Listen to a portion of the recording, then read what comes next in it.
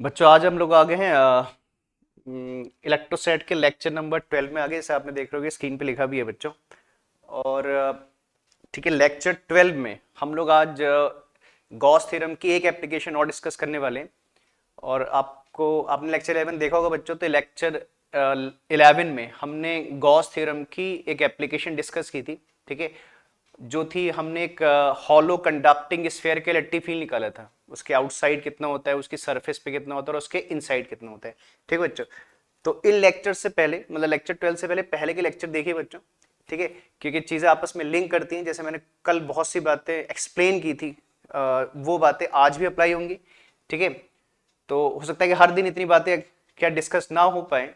ठीक है, जो चीज़ हम पीछे डिस्कस कर लेते हैं फिर उसको कभी कभी यहाँ हो सकता है डिस्कस ना करें, तो इसलिए आप लेक्चर पहले के लेक्चर जरूर देखिए बच्चों। ठीक है, तो आज हम लोग गॉस थ्योरम की सेकंड एप्लीकेशन पढ़ने वाले बच्चों। और सेकंड एप्लीकेशन में हम क्या करेंगे, हम एक इनफाइनाइट लाइन चार्ज का क्या निकालेंगे, किसी पॉइंट पे इलेक्ट्रिक फील्ड कैलकुलेट करेंगे। ठीक है बच्चों, तो चलिए फिर हम लोग आज का लेक्चर स्टार्ट करते हैं बच्चों।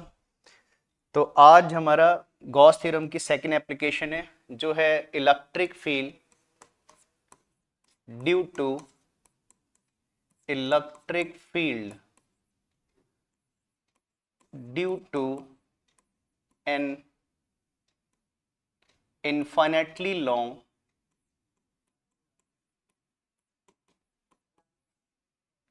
infinitely long charged वायर बोल लीजिए, या इसे इन्फाइनेटली लॉन्ग लीनियर चार्ज भी कहते हैं। ठीक है ना, या हो सकता है वायर की जगह एक थिन रॉड हो सकती है बच्चों, आप इसे ठीक है ना, मतलब जैसे हम लिख रहे हैं electric field due to an infinitely long charged wire, या चार्ज लिख देते हैं, या आप इसको एक थिन रॉड भी कह सकते हो, एक ही बात है बच्चों।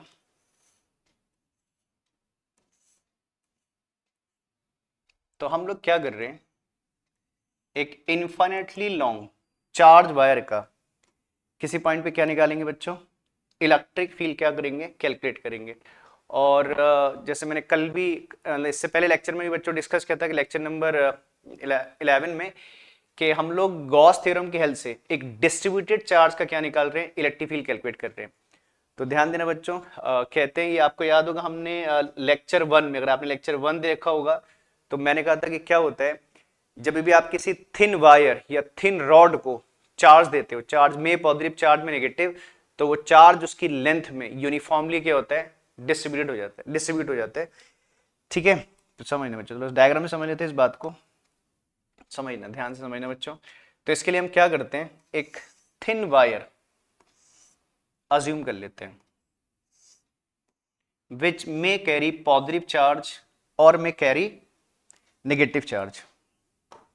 आप इसमें पॉजिटिव नेगेटिव जैसे भी चार्ज मान सकते हो। चलो मैं मान ले रहा हूं कि इसने कैसे चार्ज कैरी किया है, पॉजिटिव चार्ज कैरी किया है, और ये चार्ज इसकी लेंथ में यूनिफॉर्मली क्या है, डिस्ट्रीब्यूटेड है। और एक बात और है बच्चों, जैसे हमने कहा ये वायर क्या है, वायर या थिन रॉड जिस जो मान लो आप इसमें इसको, तो जैसे हमने कहा ये इनफाइनेटली लॉन्ग है, तो मेरे इसके एंड्स कहां पर है बच्चों, इन्फिनिटी पे। तो मान लीजिए इसका जो लेफ्ट एंड है वो कहां पर है, माइनस से इन्फिनिटी पर है, और इसका जो राइट एंड है वो मान लीजिए कहां पर है, प्लस इन्फिनिटी पर है बच्चों। ठीक है ना, मतलब एक इन्फाइनेटली लॉन्ग वायर है, हमने उसका बीच में एक सेक्शन दिखा रखा है बच्चों। उसको जैसे मान लो आपने उसको मैग्नीफाई करके आप उसको देख रहे हो, तो ठीक है, तो हमने उसका उसकी टोटल लेंथ इनफाइनाइट है, लेकिन हमने उसका एक थोड़ा सेक्शन दिखा रखा है मैग्नीफाई करके, जिसमें हमने क्या दिखाया कि कैसा चार्ज है, पॉजिटिव चार्ज इसने क्या किया है, कैरी किया है। तो हमें क्या करना है बच्चों, इस इन्फाइनेटली लॉन्ग वायर का क्या कैलकुलेट करना है, इलेक्ट्रिक फील्ड कैलकुलेट करना है। अच्छा, तो आप जानते हो बच्चों, चाहे इलेक्ट्रिक फील्ड आप एक पॉइंट चार्ज का कैलकुलेट करो, चाहे एक डिस्ट्रीब्यूटेड चार्ज का इलेक्ट्रिक फील्ड कैलकुलेट कर रहे हो, electric field of a charge या distributed charge at a point होता है। तो हम इस वायर का इलेक्ट्रिक फील्ड कहां कैलकुलेट करेंगे बच्चों, एट अ पॉइंट कैलकुलेट करेंगे, और पॉइंट कहां होगा, इसकी सराउंडिंग में होगा। जैसे मान लीजिए ये वायर है, वायर देखो बच्चों ऐसे समझो, ये वायर किस, जैसे आपका चलो मैं दूसरे कलर का कुछ ये ले लेता हूँ, ठीक है, जैसे चलो मार्कर है, ठीक है। तो वायर बच्चों आपका किस में हो सकता है, वर्टिकल पेन में भी हो सकता है और वायर आपका हॉरिजॉन्टल पेन में भी हो सकता है, ठीक है ना। तो ध्यान दीजिएगा, अगर वायर जैसे मैंने इसको हॉरिजॉन्टल पेन में माना है, आप इसे वर्टिकल पेन में मान सकते हो, आपकी चॉइस है। तो देखिए कहते हैं कि सपोज एक वायर है, और एक बात ध्यान देना बच्चों, इलेक्ट्रिक फील्ड इसकी एक्सिस के लॉन्ग क्या होगा, जीरो होगा। एक वायर का इलेक्ट्रिक फील्ड उसके एक्सिस के लॉन्ग, मतलब इसके राइट में या इसके लेफ्ट में इलेक्ट्रिक फील्ड क्या होगा, जीरो होगा। तो एक वायर का इलेक्ट्रिक फील्ड कहां होगा, उसकी सराउंडिंग में होगा बच्चों। जैसे अगर एक वायर क्या है ऐसे वर्टिकल है तो इलेक्ट्रिक फील्ड इसके सराउंडिंग में होगा, या अगर वायर हॉरिजॉन्टल है तो इस सराउंडिंग आप ऐसे बोलोगे तो इलेक्ट्रिक फील्ड इसके सराउंडिंग में होगा, ठीक है। इसके एक्सिस के अलॉन्ग इलेक्ट्रिक फील्ड क्या होगा, जीरो होगा। तो हम क्या कर रहे हैं बच्चों, एक पॉइंट अज्यूम करेंगे, इसके सराउंडिंग में अज्यूम कर लेंगे, कहीं पर भी आप इसके सराउंडिंग में अज्यूम कर सकते हो, और इस पॉइंट की डिस्टेंस वायर से अज्यूम कर लेंगे। तो मान लेते हैं इस वायर से, ठीक है, इस वायर से सर्टेन डिस्टेंस पर एक पॉइंट मान लेते हैं बच्चों। जैसे मान लो इस वायर से, सॉरी बच्चा, मान लो इस वायर से सर्टेन डिस्टेंस पर एक पॉइंट है, मान लीजिए पी पॉइंट है, ठीक है। ये पी पॉइंट वायर से कितने डिस्टेंस पर है, आर डिस्टेंस पर है, इसके सराउंडिंग में कहीं लाई कर रहे हैं, ठीक है। इसके अबव हो सकता है, बिलो हो सकता है, इसके इस साइड हो सकता है, इसके वायर के पीछे हो सकता है, कहीं भी अज्यूम कर सकते हो। तो हमें क्या करना है, इस इनफाइनेटली लॉन्ग चार्ज वायर का इस पी पॉइंट पे क्या कैलकुलेट करना है बच्चों, इलेक्ट्रिक फील्ड कैलकुलेट करना है। और ये पॉइंट इस वायर से कितने डिस्टेंस पर है, आर डिस्टेंस पर है। अच्छा एक बात ध्यान देना बच्चों, जब हमने इसकी पहली एप्लीकेशन की थी एक हॉलो कंडक्टिंग स्फेयर, तो हमने क्या किया था बच्चों, हमने ये माना था कि उस स्फेयर पे कितना चार्ज है, क्यू चार्ज अज्यूम किया था।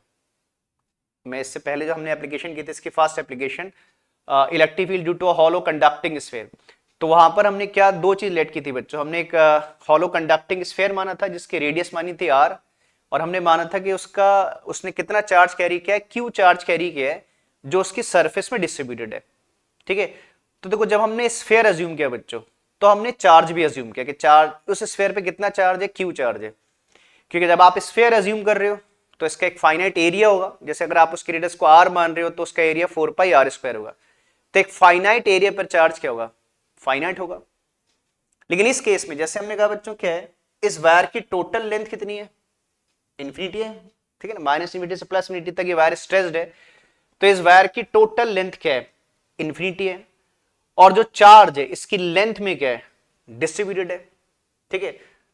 तो अगर मैं बोल रहा हूं कि लेंथ इनफाइनाइट है, तो फिर इनफाइनाइट लेंथ पे आप टोटल चार्ज कैलकुलेट मतलब चार्ज नहीं बता सकते, या बोल लो कि अगर लेंथ इनफाइनाइट है तो चार्ज भी क्या होगा, इनफाइनाइट होगा, ठीक है। तो ऐसे केस में है ना, जब क्या है चार्ज का डिस्ट्रीब्यूशन इनफाइनाइट है, तो ऐसे केस में आप टोटल चार्ज अज्यूम नहीं करोगे, क्योंकि जब आपको वायर की लेंथ का आइडिया ही नहीं है, ठीक है, जब आपको ये नहीं पता कि वायर की एक डेफिनेट लेंथ क्या है, तो आप उस पर एक डेफिनेट चार्ज बता नहीं सकते।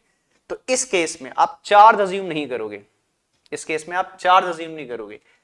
तो लेकिन हमारी तो चार्ज की रिक्वायरमेंट होती है बच्चों, क्योंकि हम जब गॉस थ्योरम लगाते हैं तो हमें चाहिए कि कितना चार्ज सरफेस में इनक्लोज हो रहा है, तो उसके लिए मुझे क्या चाहिए, चार्ज चाहिए। तो चार्ज तो मेरी नीड है, लेकिन यहां पर हम चार्ज अज्यूम नहीं कर सकते, मतलब टोटल चार्ज अज्यूम नहीं करेंगे, लेकिन चार्ज मुझे चाहिए। बिना चार्ज के गॉस थ्योरम आप लगा नहीं पाओगे बच्चों, क्योंकि गॉस थ्योरम की एप्लीकेशन है।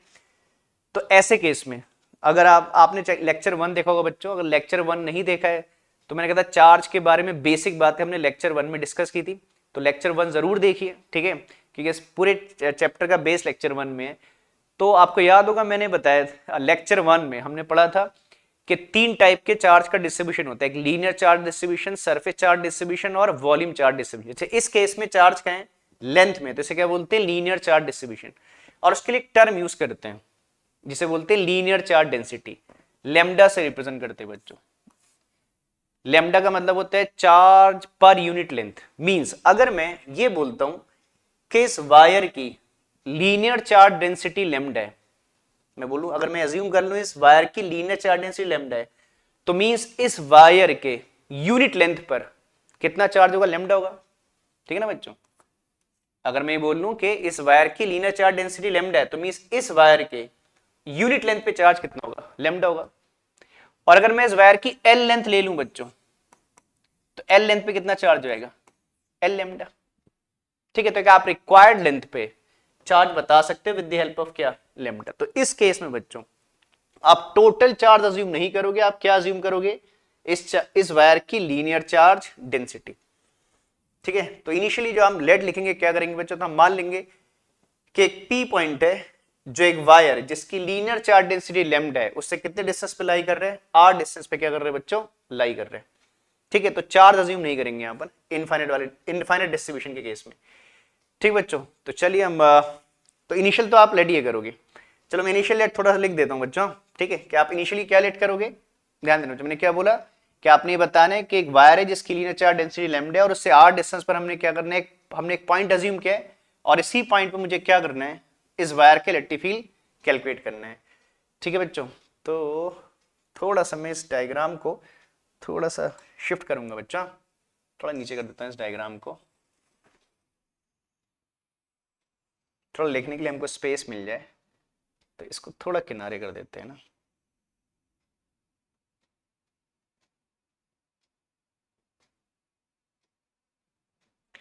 ठीक बच्चों, तो मैं लिख देता हूं, ठीक है, कि let us consider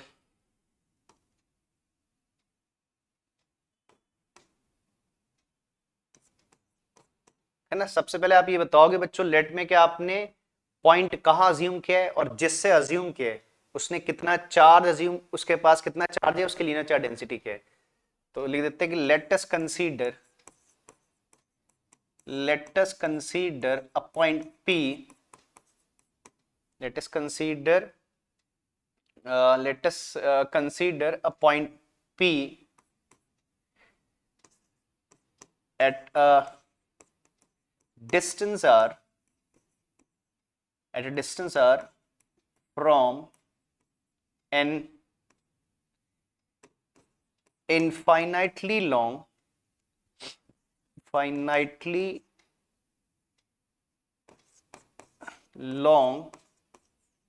charged wire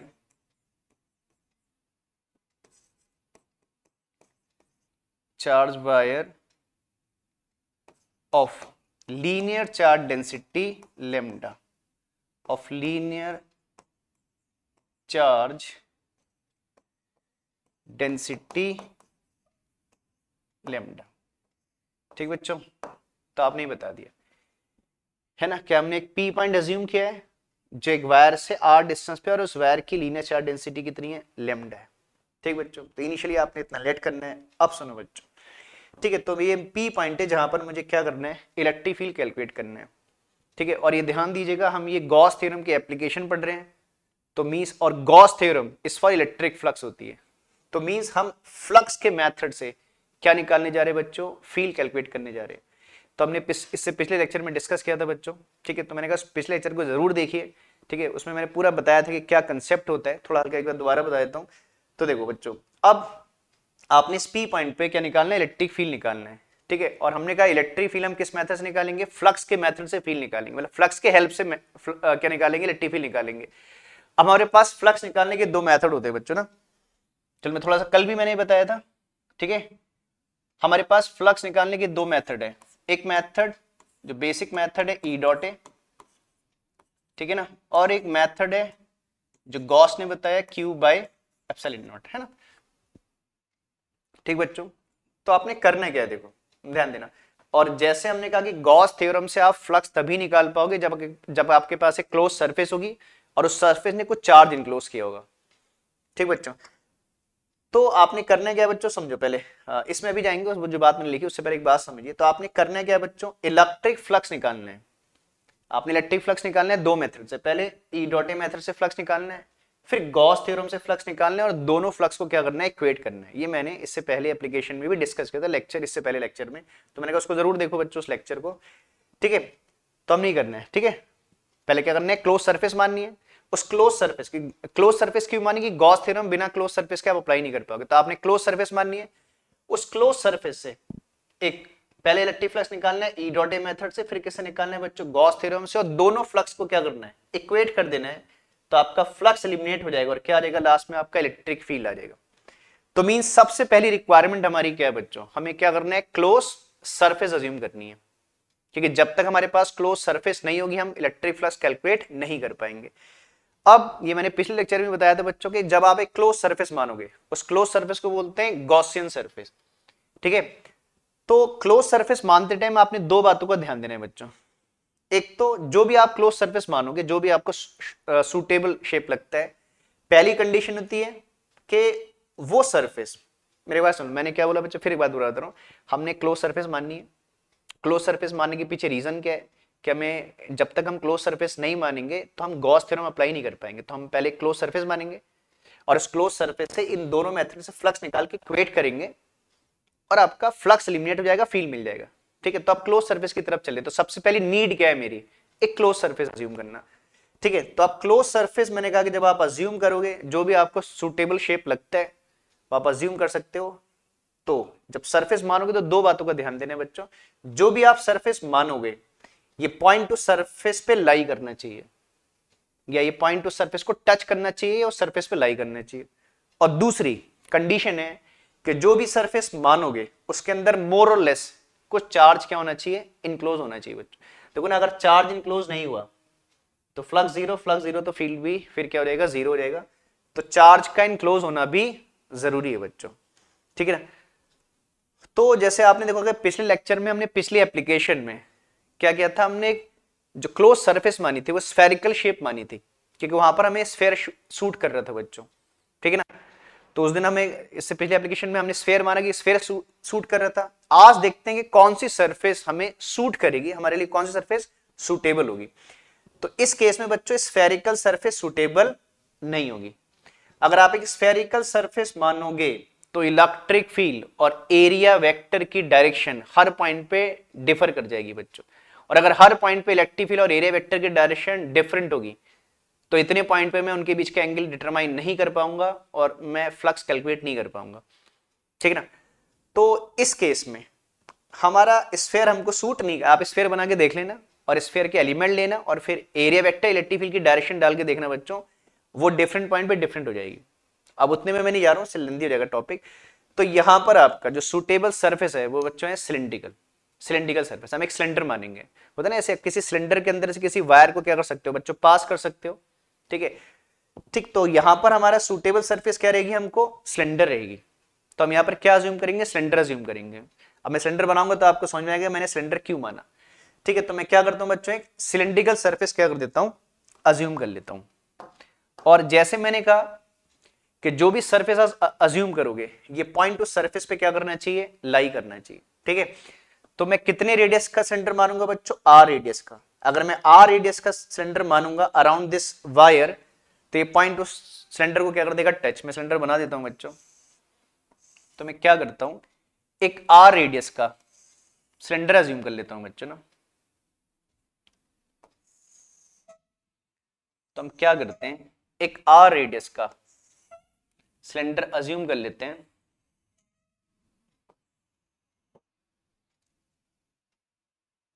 ठीक है। तो हमने एक आर रेडियस का सिलेंडर क्या कर दिया, अज्यूम कर लिया बच्चों। और इस सिलेंडर की लेंथ मान लेते हैं एल। अब लेंथ मानने के पीछे क्या कंसेप्ट है अभी बताता हूं बच्चों। तो हमने क्या किया समझ रहे हैं, तो हमने एक आर रेडियस का क्या अज्यूम कर लिया, सिलेंडर बच्चों क्या कर दिया, अज्यूम कर लिया, ठीक है ना। और सिलेंडर की लेंथ मैंने कितनी ली, एल, ठीक है। तो देखिए बच्चों ये पॉइंट जो है इस सिलेंडर के कर्व सरफेस पे लाई कर गया। अच्छा, तो ठीक है, आर रेडियस मानने के पीछे रीजन तो आप समझ गए कि मुझे पॉइंट को सिलेंडर पे टच करना था, तो टच करिए मेरा पॉइंट। अब आप सोचोगे सिलेंडर की लेंथ मानने के पीछे क्या कंसेप्ट है। ठीक है बच्चों, तो देखो जैसे हमने सिलेंडर की लेंथ कितनी मानी बच्चों, एल लेंथ मानी।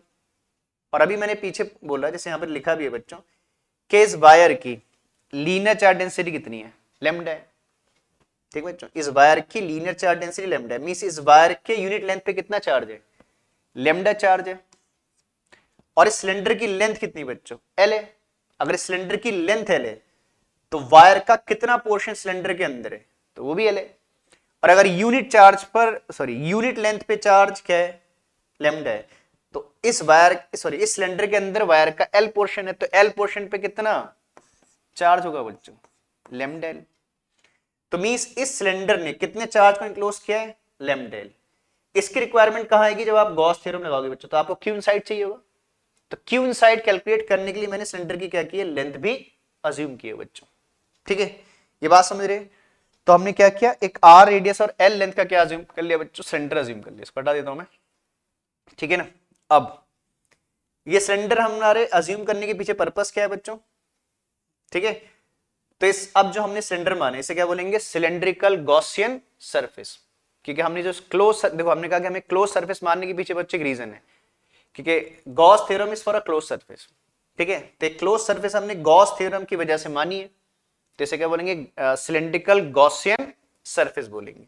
ठीक है, तो ये कंसेप्ट होता है बच्चों। फिर एक बार समझ लो क्या करना होता है, मतलब हर एप्लीकेशन में आपने यही करना है, पहले एक पॉइंट अज्यूम करना है जहां पर आपने इलेक्ट्रिक फील्ड निकालनी है, फिर एक क्लोज सरफेस अज्यूम करनी है पॉइंट को टच करते हुए, और जो किसको क्या करे, चार्ज को इनक्लोज कर पाए।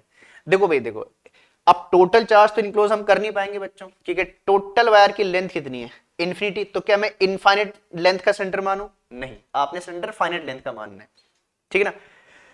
तो समझिए बच्चों, तो आपने, हाँ, तो मैंने क्या बोला था कि हर एप्लीकेशन का यही कंसेप्ट है बच्चों कि आपने पहले जिस पॉइंट पे क्या करना है, फील्ड कैलकुलेट करना है, वो पॉइंट अज्यूम करना है। फिर पॉइंट अज्यूम करने के बाद एक क्लोज सरफेस माननी है, पॉइंट को टच करते हुए, और उस सरफेस के अंदर मोर और लेस कुछ चार्ज इनक्लोज होना चाहिए। ठीक है, जब आप सरफेस अज्यूम कर लोगे, तो अब आपने जो सिलेंडर माना है, इस सिलेंडर से फ्लक्स निकालना है, पहले किस मेथड से, ई डॉट ए मेथड से फ्लक्स निकालना है, और फिर किससे फ्लक्स निकालना है बच्चों, गॉस थ्योरम से, लास्ट में इक्वेट कर देना है, तो आपको फील्ड मिल जाएगा। अच्छा, अब सुनिएगा बच्चों ध्यान से। जैसे इससे पिछली एप्लीकेशन में हमने स्फीयर बना था बच्चों, देखो स्फीयर और सिलेंडर में एक डिफरेंस होता है। स्फीयर की पूरी सरफेस सिमेट्रिकल होती है, मतलब पूरी सरफेस एक जैसी होती है, लेकिन सिलेंडर एक सिमेट्रिकल सरफेस नहीं होती है ना। जैसे आप देख रहे हो कि सिलेंडर में एक्चुअली दो फ्लैट एंड होते हैं ना। ये क्या होता है, देखो ये भी सर्कुलर एंड है और ये भी सर्कुलर एंड है, तो ये दो फ्लैट एंड है, और बाकी सरफेस क्या होती है, कर्व सरफेस होती है। तो माना जाता है कि सिलेंडर में तीन सरफेस हैं, दो फ्लैट सरफेस हैं और एक सरफेस क्या है, कर्व्ड है, मतलब तीन सरफेस से मिलकर एक सिलेंडर बने। ठीक बच्चों, तो पूरी सरफेस एक जैसी नहीं है ना, एक सरफेस क्या है, कर्व्ड है, और बाकी दो क्या, फ्लैट एंड है। ठीक है, अब सुनो बच्चों, तो ठीक है, तो जैसे आपको देखो स्फीयर सिलेंडर में क्या डिफरेंस है। फिर जैसे स्फीयर में आपने क्या किया, पूरे स्फीयर को स्मॉल एलिमेंट में ब्रेक किया था, पिछले एप्लीकेशन की बात कर रहा हूं, और आपने एक एलिमेंट से फ्लक्स निकाला, इंटीग्रेट किया, टोटल आ गया। लेकिन वो बात यहां पर अप्लाई नहीं कर पाओगे बच्चों, ठीक है ना। वो अप्लाई तब होती है जब पूरी सरफेस एक जैसी हो। तो यहां पर हमारी क्या है, तीन सरफेसेस हैं, ठीक है। तो आप एक एलिमेंट मान के डायरेक्टली टोटल पर नहीं पहुंच पाओगे, ठीक है। तो क्या करेंगे फिर, तो देखो जैसे सिलेंडर में हमने कहा तीन सरफेस है, और अगर फ्लक्स निकलेगा, जैसे हम बोलेंगे सिलेंडर से फ्लक्स आउट होगा, तो कहां कहां से फ्लक्स निकल सकता है बच्चों, या तो लेफ्ट हैंड से फ्लक्स निकलेगा, या फ्लक्स राइट हैंड से आउट होगा, या फिर कहां से आउट होगा, कर्व सरफेस से आउट होगा। तो ये तीन पॉसिबल सरफेस है जहां से फ्लक्स निकल सकता है। तो हम क्या करेंगे, इन तीन सरफेस का फ्लक्स निकाल लेंगे, और इस फ्लक्स को क्या कर देंगे, ऐड कर देंगे, तो हमें क्या मिल जाएगा, total electric flux passing through this क्या, सिलेंडर मिल जाएगा। तो उसके लिए मैं क्या करता हूं बच्चों, इस सिलेंडर को, जैसे मैं बोल रहा हूं कि तीन सरफेस है, तो मैं इन तीन सरफेस को, मतलब पूरे सिलेंडर को तीन पार्ट में ब्रेक कर देता हूं, ठीक है। जैसे मैं ये जो लेफ्ट वाला सर्कुलर एंड है, इसे फर्स्ट सरफेस मान लेता हूं, ठीक है ना। जो सर आपका जो क्या है, कर्व्ड सरफेस है, उसको मैं सेकंड सरफेस मान लेता हूं, और जो राइट वाला सर्कुलर एंड है, इसे क्या मान लेता हूं बच्चों, मैं थर्ड सरफेस मान रहा हूं। मैं ये मान के चल रहा हूं कि मेरे सिलेंडर में तीन सरफेस है, फर्स्ट सेकंड थर्ड, और फ्लक्स इन्हीं तीन सरफेस से आउट होगा। ठीक है, चलिए अब एक एक करके आपने क्या करना है, मतलब आपने क्या करना है, तीनों से फ्लक्स निकाल के लास्ट में ऐड करना है, टोटल आ जाएगा। चलिए हम पहली सरफेस पे चलते हैं, ये जो फर्स्ट सरफेस है। अब सुनना बच्चों, हम किस मेथड की बात कर रहे हैं, ई डॉट ए, हम बात कर रहे हैं ई डॉट ए मेथड की। देखो गॉस थ्योरम लगाते टाइम तो आपको सरफेस से मतलब नहीं है, किससे मतलब है, चार्ज से मतलब है। जो हम सरफेस की बात कर रहे हैं, ये सब किसके लिए बात कर रहे हैं, जब हम ई डॉट ए मेथड की बात कर रहे हैं, ठीक बच्चों।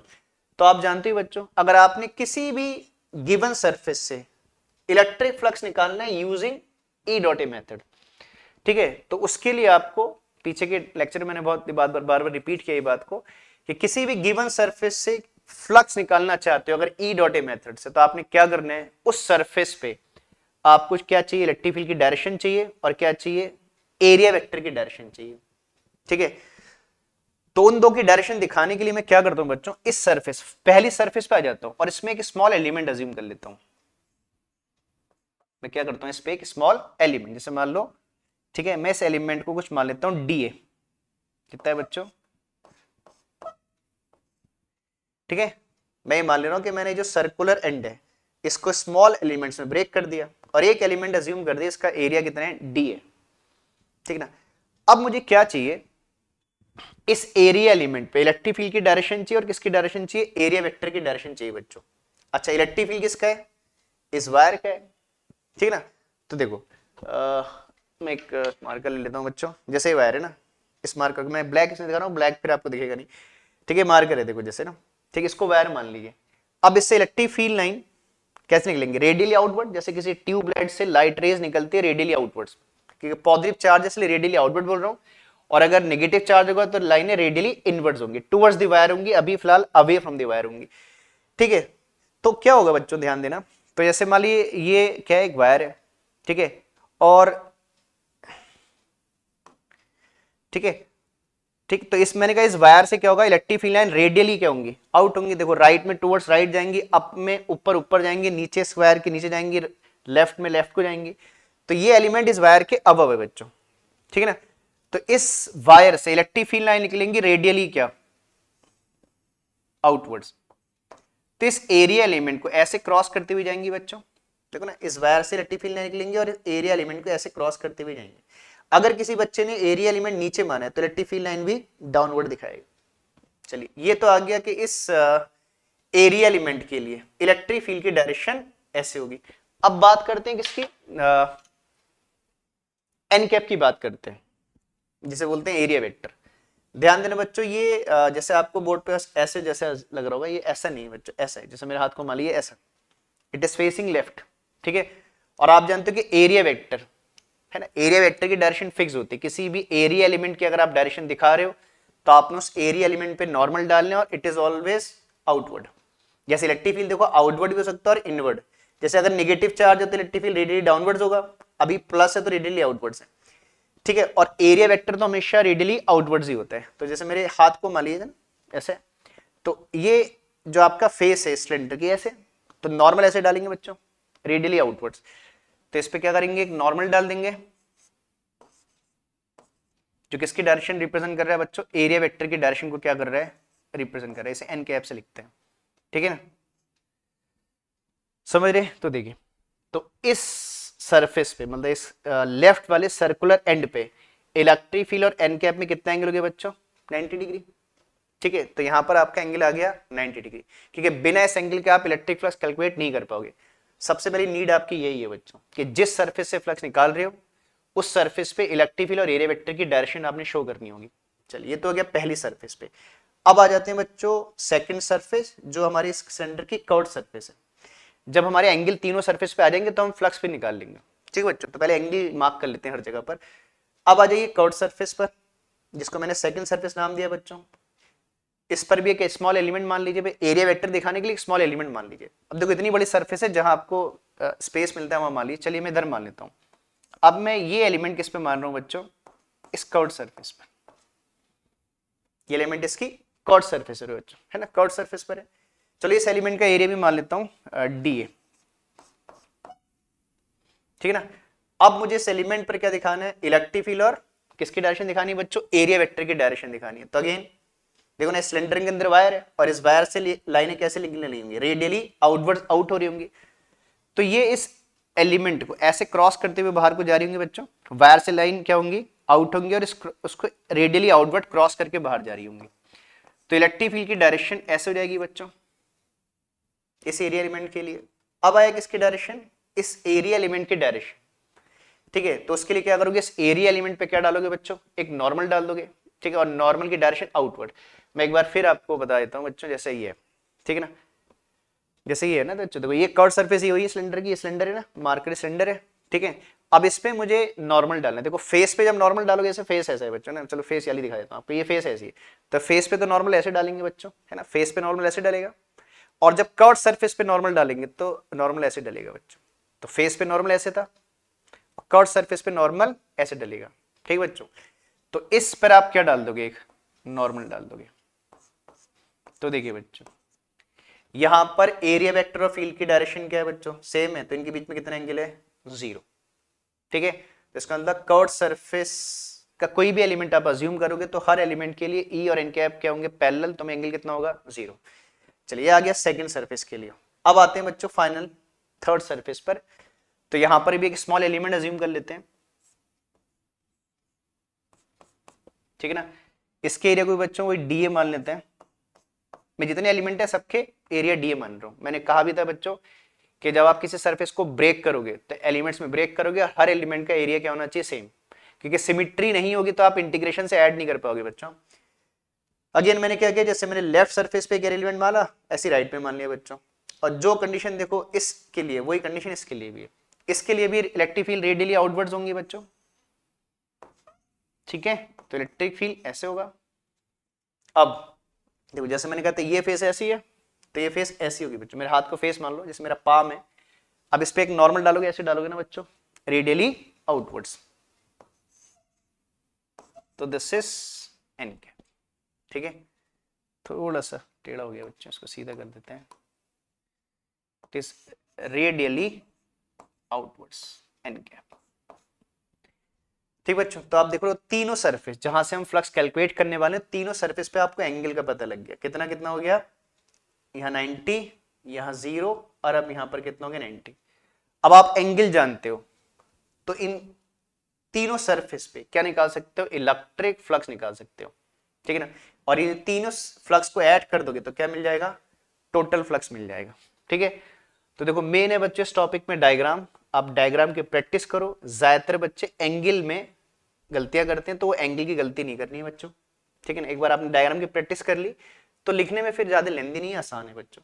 और ऐसे ऐसे स्टेप आपके अगली एप्लीकेशन में भी स्टेप ऐसे ही है। तो एक बार इसको समझ गए तो अगली एप्लीकेशन में भी ऑलमोस्ट यही करना है, ठीक है। चलो थोड़ी सी लेट की बात और कर लेते हैं बच्चों। मैं भी आपको थोड़ी देर है ना खाली छोड़ दूंगा स्क्रीन, आप नोट आउट कर लेना, पहले समझो, ठीक है। तो यहां तक देखो हमने लेट कर दिया था बच्चों। क्या लेट कर दिया था, सबसे पहले हमने एक पॉइंट अज्यूम किया इस वायर से आर डिस्टेंस पे, जिसकी लीनियर चार्ज डेंसिटी लैम्डा थी। अब आप इसके बाद आपने क्या बताने बच्चों, कि पॉइंट मानने के बाद हमने क्या अज्यूम किया, एक सिलिंड्रिकल गॉसियन सरफेस अज्यूम की अराउंड दी क्या, वायर अज्यूम की, जिसकी रेडियस आर और जिसकी लेंथ क्या थी, एल थी, ठीक है।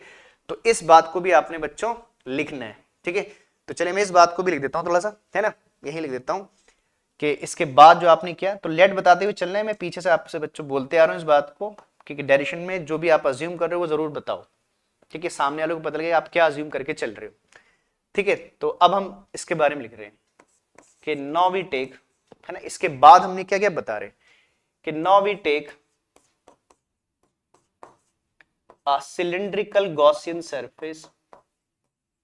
Now we take a cylindrical Gaussian surface.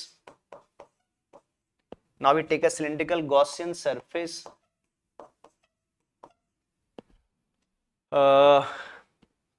of radius r, and length l, है ना, एंड लेंथ l कहां मानी है, कि आपने सरफेस कहां ली है, अराउंड दी गिवन वायर। जो भी हमारा वायर था जो हमें क्वेश्चन में मतलब इसमें था, ठीक है। तो उसके अराउंड हमने क्या किया, तो मैं एक बार बोल दे रहा हूं, हमने क्या माना बच्चों कि now we take a cylindrical Gaussian surface of radius r and length l around the given wire. वो वायर जिसका हमें क्या निकालना था बच्चों, इलेक्ट्रिक फील्ड कैलकुलेट करना था। बात समझ रहे हैं। तो इतना थोड़ा अपने लेट में ये भी लिखना है बच्चों। बस अब क्या करेंगे, अब हम इस सिलेंडर से क्या निकालेंगे, देखो हमारे पास एंगल है बच्चों, तो हम इस सिलेंडर से क्या करेंगे, पहले ई डॉट ए मेथड से फ्लक्स लिखेंगे, फिर किससे लिखेंगे, गॉस थ्योरम से, और दोनों फ्लक्स को क्या कर देंगे, इक्वेट। चलो मैं शीट को थोड़ी देर के लिए है ना पीछे हट जाता हूँ बच्चों, आप नोट करने के लिए आप है ना इसको होल्ड करके या स्क्रीनशॉट लेके नोट कर सकते हो।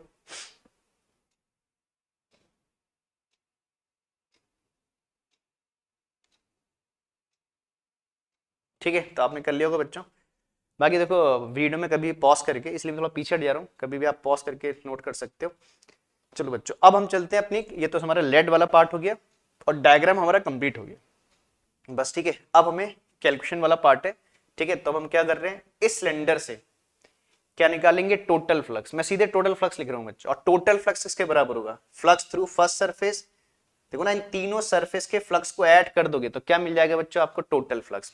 ठीक है, तब हम लोग क्या कर रहे हैं, टोटल फ्लक्स के लिए कैलकुलेशन कर रहे हैं। लेकिन देयरफॉर, क्योंकि अब मेरे पास मतलब मेरे पास पूरा डेटा है बच्चों, जब डेटा आ जाएगा तो हम कैलकुलेट कर सकते हैं। लेकिन therefore total electric flux, therefore total electric flux passing through, therefore total electric flux passing through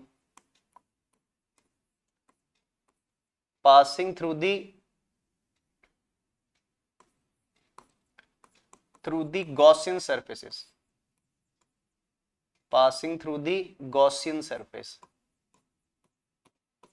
passing through the Gaussian surfaces, या आप पूरा ले सकते हो सिलेंड्रिकल गॉसियन सरफेस। ठीक है, वही है, अब दो चीजें तो है नहीं हमारे इसमें, तो गॉसियन सरफेस उसी को बोल रहे हैं इस। तो टोटल फ्लक्स को आप क्या लिखोगे बच्चों, फाई, और किसके बराबर होगा, flux through first surface plus flux through second surface plus flux through third surface. ठीक बच्चों, भाई देखो दो तरीके हैं, या तो आप क्या करो, हर एक का फ्लक्स निकालो लास्ट में ऐड करो, तो उसमें प्रोसेस लेंथी रहेगा।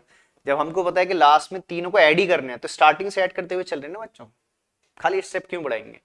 ठीक है, तो इसे क्या पढ़ेंगे, देखो इसे पढ़ेंगे total electric flux passing through the cylinder is equal to total flux passing through the first surface plus total flux passing through the second surface plus total flux passing through the third surface. अच्छा एक बात सुनो बच्चों, इसमें वापस आ जाते हैं। अब टोटल फ्लक्स को आप कैसे लिखोगे, देखो जैसे जैसे मैंने कहा कि एक तरीका क्या था कि आप पहले पहली सरफेस का फ्लक्स निकालते अलग, और फिर क्या करते, सेकंड का निकालते, फिर थर्ड का निकालते, और लास्ट में तीनों को ऐड कर देते। ठीक बच्चों, तो समझना।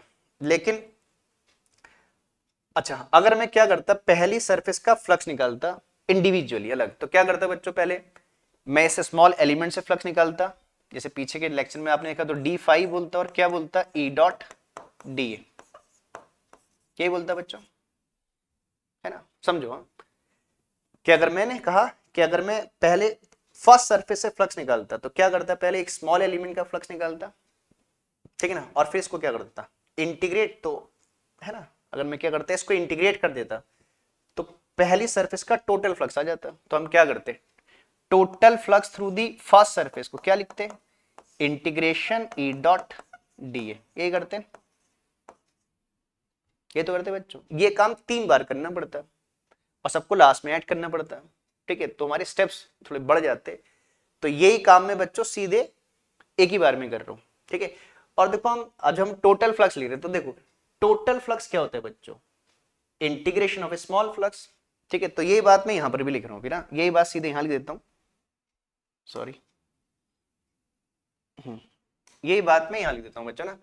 तो अभी देखा आपने पीछे हमने क्या बोला, इसे क्या बोल रहे हैं, total flux passing through the first surface, तो क्या होगा, ऐसे लिखेंगे। अभी मैंने पीछे शीट में बताया बच्चों, मैं मार्क कर दे रहा हूं, मतलब देखो, मतलब ये डी फाई हुआ, और जब मैं डी फाई को इंटीग्रेट कर दे रहा हूं तो टोटल फाई आ जा रहा है, और किसके थ्रू, फर्स्ट सरफेस के थ्रू। ठीक है, बस मार्क कर दो किस सरफेस की बात कर रहे हो, प्लस ऐसी टोटल प्लस सेकंड सरफेस क्या होगा, integration of small flux give the total flux through the second surface. ठीक है बच्चों, प्लस सिमिलरली फॉर थर्ड, देखो मैं नीचे से फर्स्ट सेकंड थर्ड लिख रहा हूं, क्या आपको ध्यान रहेगा हम किस सरफेस के फ्लक्स की बात कर रहे हैं बच्चों। ठीक है, बस अब आपने इसे कैलकुलेट कर देना है बच्चों। तो उसके लिए क्या करना है, पहले डॉट प्रोडक्ट को ब्रेक करना है। तो जैसे आपने प्रीवियस शीट में देखा बच्चों कि पहली सरफेस में जब आप ई डॉट डी ए को ब्रेक करोगे तो किसके बीच का एंगल चाहिए, इलेक्ट्रिक फील्ड और एरिया वेक्टर के बीच का एंगल चाहिए। तो जब इसे ब्रेक करोगे तो कितना एंगल आ रहा था बच्चों, देखो मैं आपको चेक करवा देता हूं एक बार, सॉरी, देखो कितना एंगल है बच्चों, 0 डिग्री, और सेकंड सॉरी 90 डिग्री, सेकंड पे 0 डिग्री, थर्ड पे क्या है 90 डिग्री। ठीक बच्चों, तो एंगल में यहाँ मार्क कर देता हूँ। तो कितना आएगा सॉल्व करके, ये आ जाएगा ई डी ए, पहली सरफेस पे कितना एंगल बन रहा है बच्चों, ई और एन कैप में 90 डिग्री। आपने एंगल लेना है ई और एन कैप के बीच का। फिर सेकंड सरफेस में आप देख रहे हो कितना एंगल फॉर्म हो रहा है बच्चों, 0 डिग्री। ठीक है, अभी मैंने आपको चेक करवाया।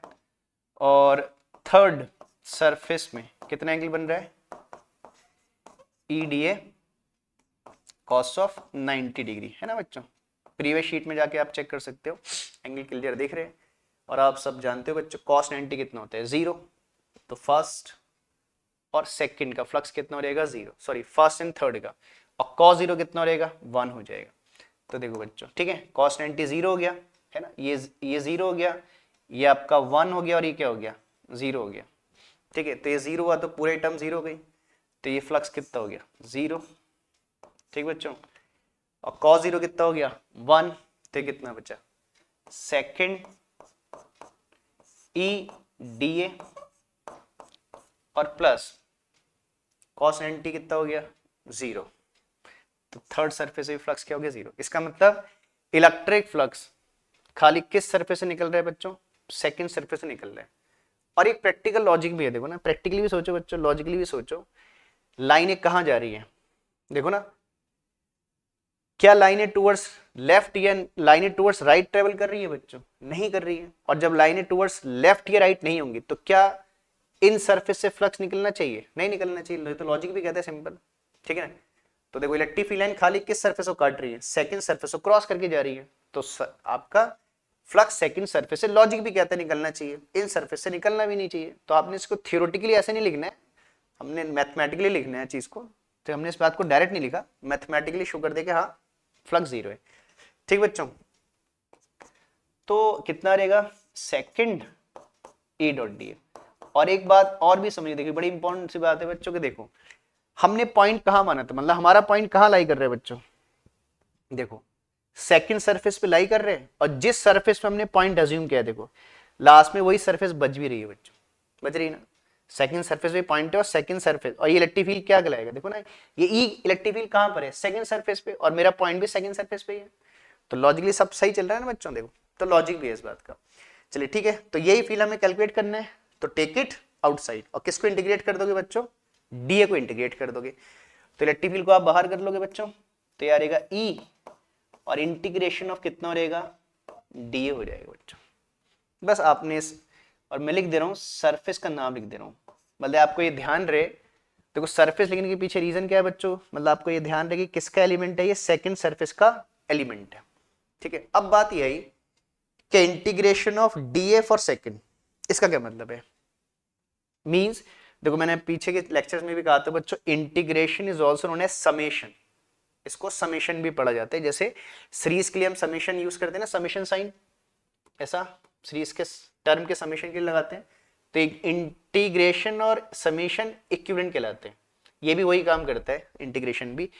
तो सुनो बच्चों, तो इसको आप ऐसे पढ़ सकते हो, ठीक है, कि इसको टोटल या समेशन कह सकते हो। तो हमें मींस ये इंटीग्रेशन का मतलब होता है हम ऐड कर रहे हैं, किन को ऐड कर रहे हैं, एलिमेंट्स को ऐड कर रहे हैं। कौन से एलिमेंट, ये किसके एलिमेंट है, सेकंड सरफेस के एलिमेंट है। तो अगर मैं सेकंड सरफेस के एलिमेंट को ऐड कर दूं, फिर मैं प्रीवियस स्लाइड में जाता हूं बच्चों, देखो ना, ये डी सेकंड सरफेस का एलिमेंट है। तो हमने क्या किया, पहले पूरी सरफेस को ब्रेक कर दिया, सेकंड सरफेस जैसे कर्व सरफेस बोल रहे हैं, पहले आपने इसको ब्रेक किया, और फिर आप लास्ट में क्या कर रहे हो, इन्हीं एलिमेंट्स को जोड़ रहे हो। ये तो बोल रहे इंटीग्रेशन ऑफ सेकंड डी है, तो इसका मतलब आप सेकंड सरफेस के एलिमेंट को फिर वापस जोड़ दे रहे हो। तो अगर मैं सेकंड सरफेस के एलिमेंट को जोड़ दूं तो मुझे क्या मिल जाएगा, इसका कर्व सरफेस एरिया मिल जाएगा। और एक सिलेंडर का कर्व सरफेस एरिया जानते हो बच्चों कितना होता है, 2 pi r length of the cylinder, that is what L. ठीक है ना, तो ये एरिया कितना हो जाएगा हमारा, सॉरी ये कितना आ जाएगा बच्चों, तो समेशन ऑफ, मतलब इसको ऐसे कह सकते हो, summation of all the elements of second surface gives the area 2 pi r. मैं एक लाइन ड्रॉ करते हैं, लिख दे रहा हूं बच्चों साइड में, ठीक है। तो इसको ऐड करके हमें कितना मिल जाएगा बच्चों, मतलब इंटीग्रेशन ऑफ सेकंड डीए से कितना रहेगा, तो यह रहेगा E into 2 pi r into l, यह रहेगा बच्चों 2 पाई आर एल। ठीक है, तो हमने इस तरीके से ई डॉट ए मेथड से, ठीक है ना, उस सिलेंडर का टोटल फ्लक्स कैलकुलेट कर लिया। ठीक बच्चों, चलिए इसको डाल देते हैं इक्वेशन 1। तो ध्यान देना बच्चों, हमें ई की वैल्यू चाहिए, फ्लक्स की वैल्यू नहीं चाहिए, हमें तो ई चाहिए। तो हमें इसे फ्लक्स को क्या करना है, एलिमिनेट करना है। ठीक है, तो देखो एक मेथड और है मेरे पास बच्चों, मैंने स्टार्टिंग में ही बोला था, ये चीज लिखी थी ना बच्चों आपको, कि हम एक क्लोज सरफेस मानेंगे, पहले उस सरफेस से ई डॉट ए मेथड से फ्लक्स निकालेंगे जो आपने कैलकुलेट कर लिया, फिर उसी सरफेस से फ्लक्स निकालेंगे किस मेथड से, है ना, गॉस थ्योरम से, और दोनों फ्लक्स को लास्ट में इक्वेट कर देंगे। तो हमने देखो एक मेथड कंप्लीट हो गया बच्चों हमारा। अब हम इस मेथड से क्या निकालेंगे, फ्लक्स निकालेंगे। ठीक है, तो मैं लिख देता हूं, अब हम क्या निकाल रहे हैं, इलेक्ट्रिक फ्लक्स पासिंग ना अकॉर्डिंग टू गॉस थ्योरम, या अकॉर्डिंग टू गॉस थ्योरम। अगर यही फ्लक्स में गॉस थ्योरम के अकॉर्डिंग निकालूं बच्चों, अकॉर्डिंग टू गॉस थ्योरम, अगर हम गॉस थ्योरम अप्लाई कर दें अकॉर्डिंग टू गॉस थ्योरम, और देखो गॉस थ्योरम में एलिमेंट की जरूरत नहीं है, बस गॉस थ्योरम लगाते टाइम आपको एक क्लोज सरफेस चाहिए और उस सरफेस के अंदर कितना चार्ज है, एक ही बार में टोटल फ्लक्स आते हैं बच्चों। ठीक है, तो लिख देंगे according to Gauss theorem total electric flux passing through the cylinder is, total electric flux, total electric flux, है ना, total electric flux passing through the cylinder is, passing through the cylinder is,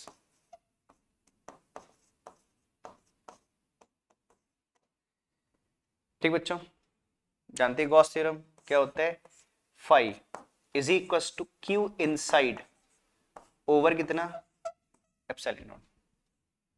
ठीक है ना, Q inside का मतलब जिस cylinder से आप फ्लक्स निकाल रहे उसने कितने चार्ज को क्या किया है, इनक्लोज किया है। ये बात बच्चों, मैं फिर डायग्राम वापस आ जाता हूँ, मैं 2 बार ये बात बोल चुका हूँ ऑलरेडी। तो देखो, तो अब मुझे क्या चाहिए कि इस सिलेंडर ने कितना चार्ज इनक्लोज किया है। ठीक है, तो देखो इस सिलेंडर ने किसको इनक्लोज किया है बच्चों, वायर को इनक्लोज किया है। सिलेंडर की लेंथ कितनी एल, तो इसके अंदर वायर का कितना पोर्शन है, एल पोर्शन है। और जैसे हमने कहा कि वायर की यूनिट लेंथ पे कितना चार्ज है बच्चों, लेमडा चार्ज है। और अगर इस वायर के यूनिट लेंथ पे चार्ज लेमडा है तो एल लेंथ पे कितना चार्ज होगा, एल लेमडा होगा। तो इस सिलेंडर के अंदर कितना चार्ज है बच्चों, एल टाइम्स लेमडा। फिर सुनो क्या बोला मैंने, ठीक है, हमें क्या चाहिए सिलेंडर के अंदर, दोबारा बताता हूं, इस सिलेंडर के अंदर क्या चाहिए, कितना चार्ज इनक्लोज है। अब इस सिलेंडर ने किसको इनक्लोज किया है, वायर को इनक्लोज किया है। और इस वायर का कितना पोर्शन इनक्लोज है सिलेंडर के अंदर, जितना सिलेंडर की लेंथ है एल। तो अगर सिलेंडर की लेंथ एल है तो वायर की लेंथ भी इसके अंदर कितनी एल है बच्चों। और वायर की यूनिट लेंथ पे कितना चार्ज है, लेमडा चार्ज है। तो अगर यूनिट लेंथ पे चार्ज लेमडा है तो एल लेंथ पे चार्ज कितना होगा, एल लेमडा।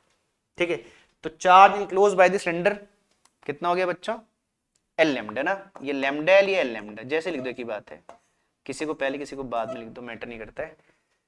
ठीक बच्चों, तो ये आ गया गॉस थ्योरम से इलेक्ट्रिक फ्लक्स। तो गॉस थ्योरम के लिए मेनली आपने क्या देखना है बच्चों, कि जिस सरफेस से फ्लक्स निकाल रहे हो उसके अंदर कितना चार्ज है। ठीक, तो ये आ गया, बस ये आ गया हमारा। इसको हम सेकंड इक्वेशन पुट कर देते हैं बच्चों। बस अब क्या करेंगे, इन दोनों को क्या कर देंगे, इक्वेट कर देंगे। भाई आपने एक ही फ्लक्स दो मेथड से निकाल रहे तो फ्लक्स का अमाउंट तो सेम ही होगा। ठीक है, तो इन दोनों को इक्वेट कर देंगे तो फ्लक्स एलिमिनेट हो जाएगा और हमको क्या मिल जाएगा, इलेक्ट्रिक फील्ड मिल जाएगा। चलो सेकंड शीट में इसको कैलकुलेट कर लेते हैं बच्चों। देखिए on equating, on equating, on equating equation first and second we get, मैं आपको तीनों शीट एक बार दिखा दूंगा बच्चा। ठीक है, देखो ना, तो पहले मेथड से इलेक्ट्रिक फ्लक्स कितना है, ई इंटू टू पाई आर एल, और दूसरे से lambda L upon epsilon naught. ठीक है, तो ये वैल्यू मैं यहां पुट कर देता हूं बच्चों। तो इक्वेशन 1 में इलेक्ट्रिक फ्लक्स कितना आया, ई इंटू टू पाई आर एल, ये आया। और जब आपने गॉस थ्योरम से फ्लक्स निकाला तो आया लेमडा एल ओवर क्या बच्चों, एप्सिलॉन नॉट। ठीक बच्चों, समझ रहे, बस दोनों साइड एल एल क्या कर लीजिएगा, कैलकुलेट कैंसिल कर लीजिएगा सॉरी, और बाकी टर्म को इधर शिफ्ट कर देना बच्चों। तो ये आ जाएगा फाइनली आपका E इज इक्वल टू, तो इधर खाली लेमडा बचेगा, लेमडा ओवर 2 पाई इधर आ जाएगा बच्चों ना, तो ये आ जाएगा 2 pi are 2 pi epsilon not पहले लिख लो, चलो 2 पाई एप्सिलॉन नॉट इंटू कितना आर। ठीक बच्चों, समझ रहे? तो यानी ठीक है। तो इस तरीके से आप किसी एक वायर का मतलब इन्फिनिटी लॉन्ग वायर या इन्फिनिटी लॉन्ग रॉड कह लीजिए का इलेक्ट्रिक फील्ड उसके सराउंडिंग किसी पॉइंट पर कैलकुलेट कर सकते हो। और इस फॉर्मूले से फाइनली हमें क्या पता लगा बच्चों कि किसी भी इन्फिनिट लाइन चार्ज या रॉड बोल लीजिए का इलेक्ट्रिक फील्ड कैलकुलेट करने के लिए आपको दो फैक्टर पता होना चाहिए कि उसकी लीनियर चार्ज डेंसिटी कितनी है और वो पॉइंट है ना जिस पॉइंट पे इलेक्ट्रिक फील्ड निकाल रहे हो वो उस वायर या रॉड से कितनी डिस्टेंस पर है। ठीक है बच्चों, समझ रहे हैं? ठीक है, तो इस तरीके से आप हमारी गॉस थ्योरम की सेकंड एप्लीकेशन क्या हो गई बच्चों, कंप्लीट हो गई। इसके बाद एक एप्लीकेशन हमारी और बचती है बच्चों, जैसे आज हमने क्या इनफाइनाइट लाइन चार्ज का इलेक्ट्रिक फील्ड कैलकुलेट किया, इसी तरीके से अगली एप्लीकेशन में हम कैलकुलेट करेंगे एक इनफाइनाइट शीट। ठीक है, इनफाइनाइट शीट का क्या इलेक्ट्रिक फील्ड, और उसी एप्लीकेशन पे बेसिक टॉपिक और होता है। फिर हम क्या करेंगे, दो चार शीट का इलेक्ट्रिक फील्ड कैलकुलेट करेंगे with the help of last application of Gauss theorem. ठीक है, तो हमारी सेकंड एप्लीकेशन बच्चों क्या हो गई, कंप्लीट हो गई। ठीक है, मैं एक बार आपको शीट्स दोबारा दिखा देता हूं स्टार्टिंग से।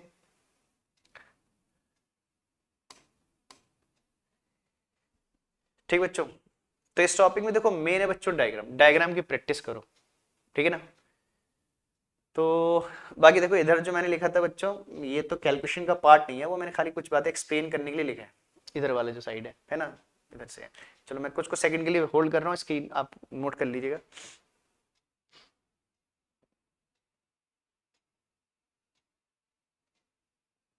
चलो नेक्स्ट शीट में आ जाते हैं।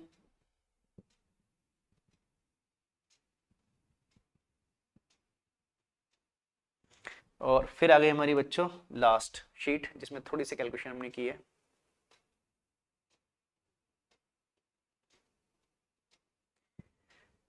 ठीक बच्चों, तो ये हमारी गॉस थ्योरम की आज सेकंड एप्लीकेशन क्या हो गई, कंप्लीट हो गई।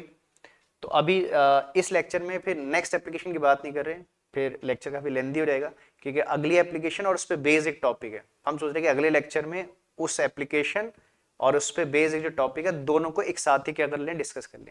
ठीक बच्चों, और बच्चों जैसे मैं हर वीडियो में आपसे कहता हूँ, ठीक है बच्चों, कि इन वीडियोस को बच्चों ज़्यादा ज़्यादा शेयर करो। ठीक है, और जिनको शेयर कर रहे हो उनसे कहो सब्सक्राइब करने को बोलो, क्योंकि आपके शेयर करने अगर आप क्या करोगे, इन वीडियो को शेयर करोगे, अपने फ्रेंड के साथ शेयर करो, उनसे कहो कि आगे लोगों को शेयर करें, तो हो सकता है कुछ ऐसे बच्चों के पास वीडियो पहुंचे। ठीक है, जो बच्चे क्या हो, जैसे बहुत से बच्चे फाइनेंशियल प्रॉब्लम या किसी और वजह से ट्यूशन वगैरह नहीं पढ़ पाते हैं, तो ऐसे बच्चों तक अगर वीडियो पहुंचेगी तो हो सकता है आपकी वजह से किसी बच्चे को हेल्प हो जाए। ठीक है ना? तो ठीक है, तो इसलिए ज्यादा ज्यादा स्प्रेड करिए वीडियो को, और सब्सक्राइब जरूर बोलिए बच्चों से, सब्सक्राइब भी करिए। सब्सक्राइब करने से क्या होगा, आपको एक प्लेलिस्ट मिल जाएगी चैनल में जब भी जाओगे, और उस प्लेलिस्ट से क्या होगा, आपको हर वीडियो मिल जाएगा, है ना? और हम डेली नए वीडियोस क्या कर रहे हैं, डाल रहे हैं बच्चों, तो उसके अपडेट के लिए आप सब्सक्राइब जरूर करिए। और बच्चों एक बात और मैं आपसे शेयर करना चाह रहा हूँ कि बच्चों आप लोग ना वीडियो में लाइक के साथ कमेंट्स भी क्या करो। ठीक है ना? कि जैसे आपको अगर कुछ जैसे ये चल रहे हैं, वैसे तो आगे हम लोग आगे चैप्टर के भी जल्दी जल्दी वीडियो बनाएंगे, तो ठीक है, तो आपको कुछ लगता है कि आपको कुछ आपकी नीड है या जैसे भी कुछ आपको लगता है कि हमें सजेशन दीजिए कि हमें ऐसे वीडियो बनाना चाहिए ऐसा, या किसी टॉपिक को एक पर्टिकुलर टॉपिक है। ठीक है, तो ठीक, तो ऐसा कुछ सजेशन वगैरह भी कमेंट्स में लिखा करो। ठीक है, कि हमें भी क्या वो पता लगे, है ना, कि बच्चे क्या चाह रहे हैं। ठीक है, तो ठीक है बच्चों, तो अगले हम लेक्चर में है ना, लेक्चर नंबर नेक्स्ट लेक्चर में हम गॉस थ्योरम की सोच रहे हैं कि अगले लेक्चर में इसको कंप्लीट कर दे चैप्टर को, तो हमारी थ्योरी कंप्लीट हो जाएगी। अगले लेक्चर में 2 ही टॉपिक बचे हैं बच्चों, और वो दोनों टॉपिक आपस में लिंक करते हैं, और उसके बाद हम फिर न्यूमेरिकल्स वगैरह बच्चों डिस्कस करेंगे, कंसेप्चुअल क्वेश्चन है, न्यूमेरिकल्स हैं। ठीक है, तो बहुत सी बातें। ठीक है बच्चों, तो चलिए आज के वीडियो को बच्चों यहीं एंड करते हैं, और जल्दी नेक्स्ट वीडियो में मिलेंगे बच्चों। ठीक है, चलिए, थैंक यू।